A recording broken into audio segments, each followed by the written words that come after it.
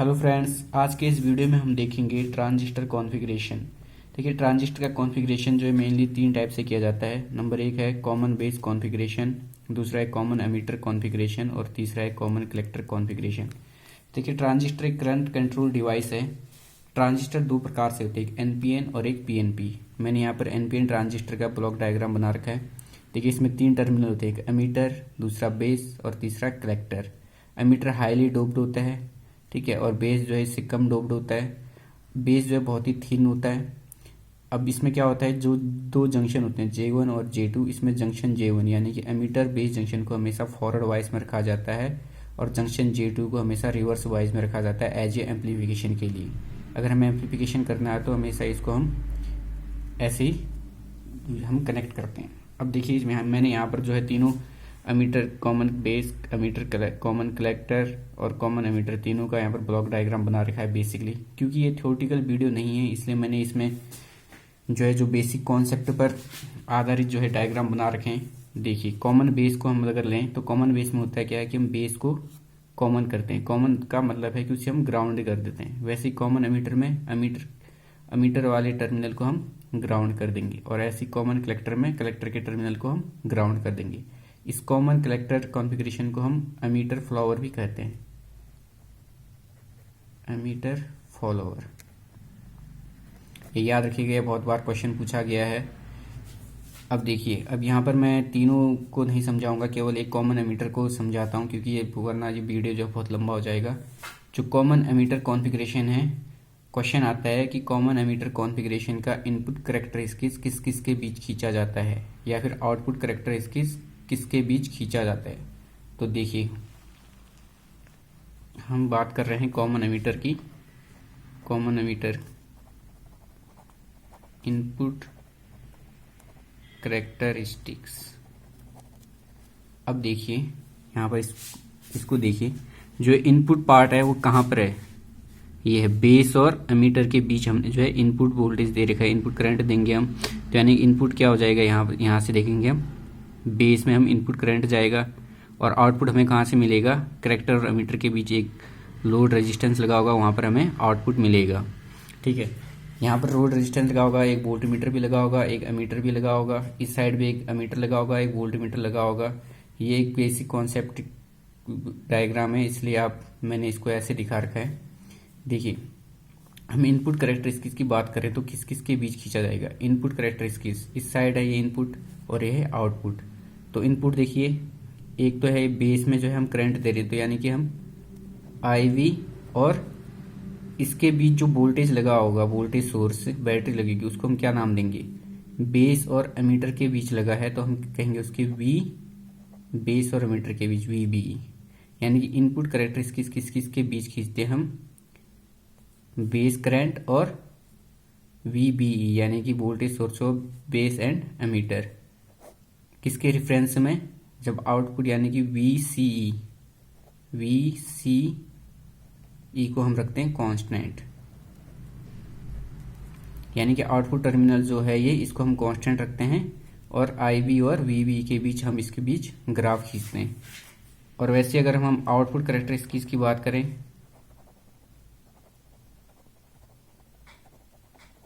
Output characteristics किस किस के बीच खींचेंगे। देखिए, ये आउटपुट टर्मिनल, यानी कि आउटपुट में कहाँ से मिल रहा है हमें, ये IC और इसके बीच क्या है, एमीटर।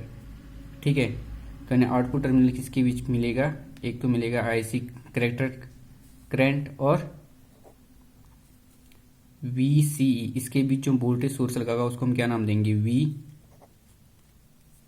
कलेक्टर और एमीटर के बीच लगा है तो इसे बोलेंगे CE, VCE। और इसमें हम क्या रखेंगे, इनपुट टर्मिनल को हम कांस्टेंट रखेंगे। इनपुट टर्मिनल हमारा क्या है, बेस करंट, यानी कि IB को कांस्टेंट रखेंगे। ठीक है, देखिए, इसी तरह हम कॉमन बेस को भी यही कॉमन बेस में भी ऐसे ही हम इनपुट और आउटपुट कैरेक्टरिस्टिक्स खींचते हैं। इसको आपको याद नहीं रखना है क्योंकि कंफ्यूज हो जाओगे कि किस किस के बीच खींचा जाएगा। आप ये डायग्राम याद रखिएगा, उसके बाद देखिएगा कि इनपुट साइड और आउटपुट साइड में क्या है। इनपुट कैरेक्टरिस्टिक्स की बात करेंगे तो हम इनपुट में जो आ रहा है, इनपुट ये है बेस करंट, और इनपुट साइड में क्या है, बेस और एमीटर के बीच वोल्टेज लगा के इन दोनों के बीच खींचेंगे और हम किसके रेफरेंस में, ये इसको हम अलग अलग वैल्यू में हम कांस्टेंट रखते हैं VCE को। इसी तरह आउटपुट करेक्टरिस्टिक्स खींचेंगे तो आउटपुट देखिए, करेक्टर धारा, करेक्टर करंट और वोल्टेज क्या है VCE, इन दोनों के बीच जो वोल्टेज सोर्स लगाएगा। और इनपुट साइड क्या है IB को हम कांस्टेंट रखते हैं। यही आपको ध्यान रखना है। अब देखिए इनमें होता क्या है, इसका जो करंट गेन है इसको हम बीटा से डिनोट करते हैं। Current gain beta, beta equal to होता है हमारा delta IC upon delta IB। अब आपको ये कैसे याद रखना है, देखिए दोस्तों इसमें भी आपको बहुत कंफ्यूज हो जाएगा कि बीटा इसके लिए होता है अल्फा और इसको हम कर दिखाते हैं गामा से। इसका करंट गेन अल्फा से डिनोट करते हैं और इसको हम गामा से। सबसे ज़्यादा हमारा कॉमन एमीटर ही यूज होता है, इसलिए मैंने कॉमन एमीटर को यहाँ पर दिखाया है। कॉमन एमीटर में क्योंकि एम्प्लीफिकेशन जो है पावर बहुत हाई होती है, ठीक है, वोल्टेज और करंट एम्प्लीफिकेशन जो है बहुत ज़्यादा होता है, अच्छा होता है, इसलिए हम इसको जो है बेसिकली ज़्यादा यूज करते हैं। अब देखिए अल्फा इक्वल टू क्या होता है delta IC upon delta IE।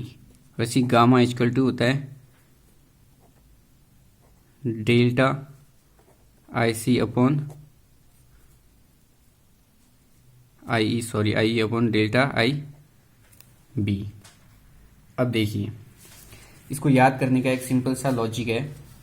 हम अगर अल्फा की बात करें और ये अल्फा की जो वैल्यू होती है 0.9 से लेकर 0.98 के बीच में वेरी करती है, ये हमेशा 1 से कम होता है। ये भी क्वेश्चन आता है बहुत।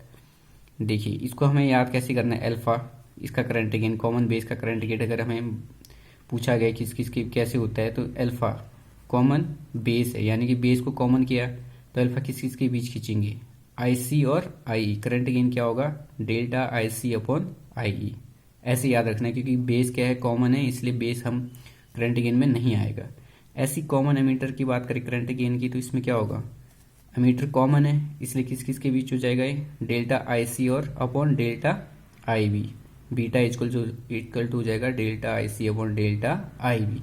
वैसे अब कलेक्टर की बात करें तो क्या हो जाएगा, ये क्या है कॉमन है तो कलेक्टर तो आएगा नहीं इसमें, तो क्या होगा delta IE upon delta IB।